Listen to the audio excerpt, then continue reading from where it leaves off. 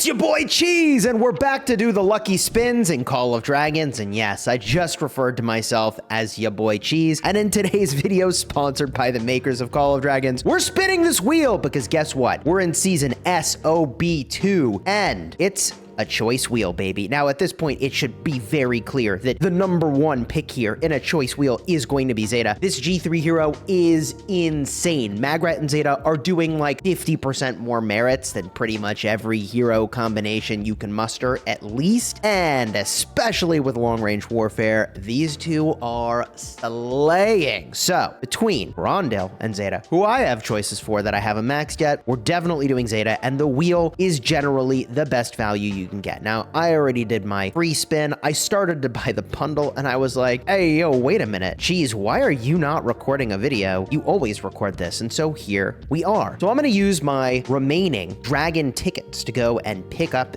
these bundles here. Dragon tickets are available from the Pluto Mall. It's a website made by the makers of the game, and you can basically purchase these items called Dragon tickets and get some extra goodies if you use the Pluto Mall website. I'll have a link in the description for that. It is what I always use and would strongly recommend for about 10% extra value on most of the stuff that you can go and get, which is a huge win and a better deal than any of the other marketplaces that I've seen. So we've made our purchases in that Pluto Mall. We can do the lucky spins, but this time, before I do, I'm actually gonna go and take a peek at how many Zayda tokens I've already got so we can keep track of exactly where we're at. So I have 11 in the bank. Let's go do the spins. She's 553, and I need to unlock this last skill.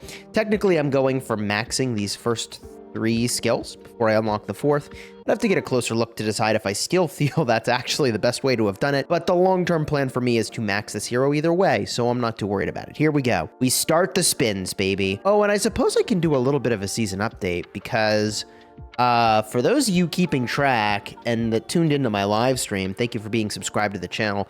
I appreciate y'all who showed up to the stream. We got betrayed again. So that's kind of a thing.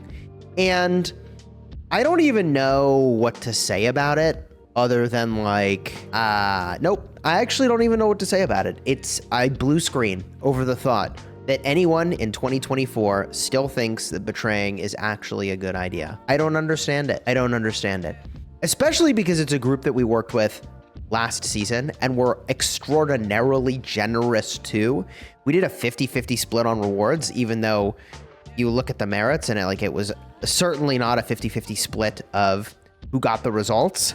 And I think it was the right thing to do. Just share with our allies, you know?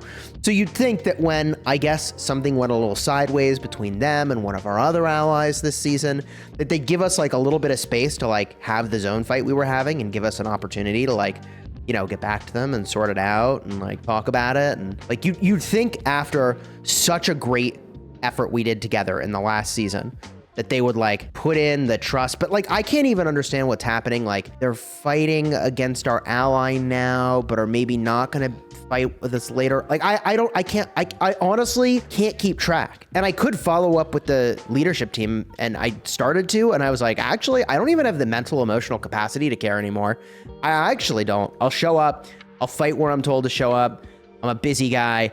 Ain't nobody got time for that kind of BS. Because from my perspective, it's pretty straightforward. If you say you're gonna ally someone, hey, yo, your allies, be their ally, honor your word. Very straightforward, in my eyes, how that relationship is supposed to work, okay? Especially because we had such a successful partnership in the last season. So, it just is what it is. People are gonna make their choices, and I don't know what even to say about it anymore. 70,000 gems. We do this thing. Your boy Cheese is in for the spins. Spin to win. Just like a barbarian, you know what I mean? Honestly, it's been an eternity since I've touched a Diablo game. Not gonna lie. Although the commercials for Call of Dragons do look rather Diablo-y these days, don't they? Here we go. What do we got? Zayda token. Let's freaking go. I'm a weirdo who actually likes to watch all the commercials on YouTube when they pop up, all the ads, because every now and then I get to, asked to make an ad. And when I do, I like to know, hey, what's popular? What's in these ads these days? Ooh, full Zayda, very nice. So anyways, TLDR, I love this game. And also, WTF is with all these folks who do not understand The whole betrayal thing is not a great plan. And I explained this long ago that like when you don't have a kingdom-based identity, it's easy to do things that don't make sense. Like it goes back to actually a very popular study in psychology about people who are anonymous or in costumes doing things they would never normally do. And being on the internet already puts you one step in that direction of being super anonymous, but also not having like a proper home kingdom identity also gives you a lot of freedom to do stupid stuff and then go forge a new identity in whatever which way and like rebrand yourself or whatever and try to escape the betrayal, you know, label or whatever. Like, I don't know, home kingdoms are coming to this game and it's going to be so healthy for this game. It is going to be so good. Full Zayda is really good. I'm actually super hyped about the direction this game is going. I'm not going to lie. Very poggers updates on their way. So a lot of hype for that. Although, I mean, another betrayal season. I think I've had more betrayal seasons than non-betrayal seasons, which is like, I mean, look, yeah, I can't wait till the game design is different and creates the home kingdom identity. And then people will be tied to that identity or face consequences for their choices. But here we are. We spun this wheel. I feel good about these results, but how good were they? We scroll on down. Here's my Zayda. Check the skills. Just go click it. Check the skills. There we go. So actually, that was a pretty poor result for me. That was one of the lowest spins I've done in a long time. I even get betrayed by the lucky spin wheel. Let me tell you what, man. So that's 107 tokens is like very low for me, I feel. Like, so usually I'm in the 130 range, I think, for this event. So bit of a yikes, but it's not like she's one of the best commanders in the game and I'm like urgently trying to, well, wait, yeah, no, she is. And I'm urgently trying to work on her. All right, bet. Good. This is good. Now, we've taken her up to 555, which is really fantastic. We're going to go in and unlock this last skill. I probably need to take her up to 5 stars as well, which I will do soon-ish.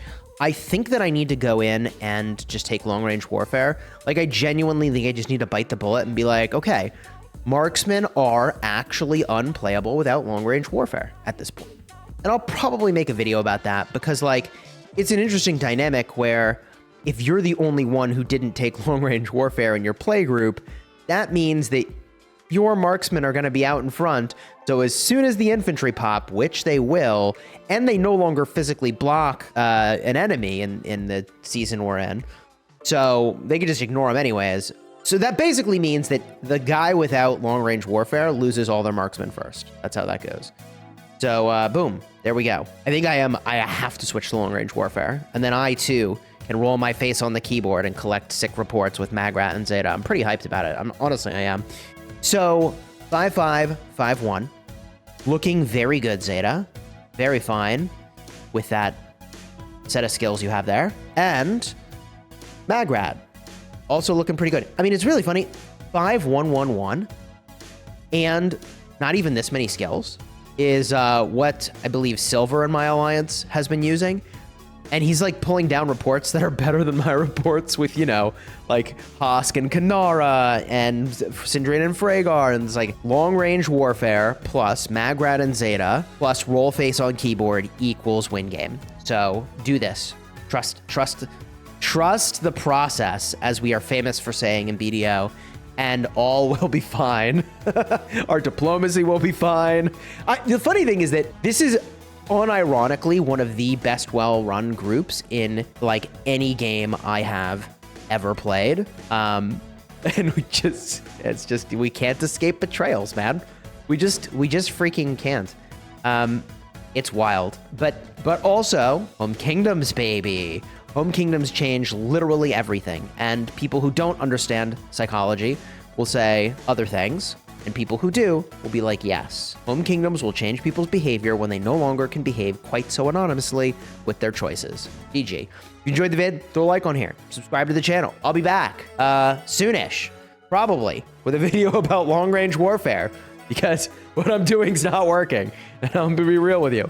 I'm just tired of having my marksmen out in front, and I think it's gonna be a lot easier to manage my marches. It doesn't matter that I lose the DPS. Like, I just don't even care anymore.